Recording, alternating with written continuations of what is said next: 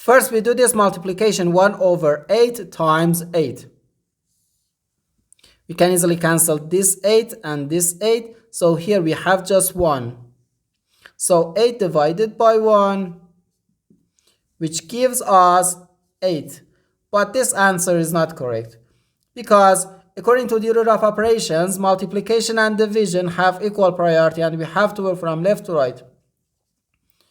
So here, first we have to do this division, then this multiplication. If we do this multiplication before this division, it is wrong.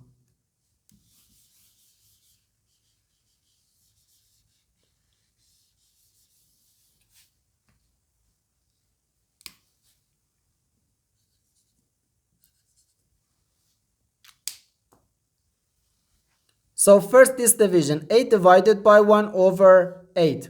According to the KCF rule, K stands for keep, C stands for change, and F stands for flip.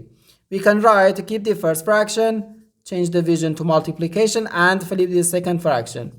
And again here we have times 8. 8 times 8 gives us 64. So 64 times 8. Okay.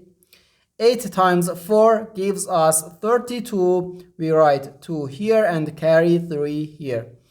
8 times 6 gives us 48, and 48 plus 3 gives us 51. So we have 512. And this is our final answer to this problem. The correct answer is 512.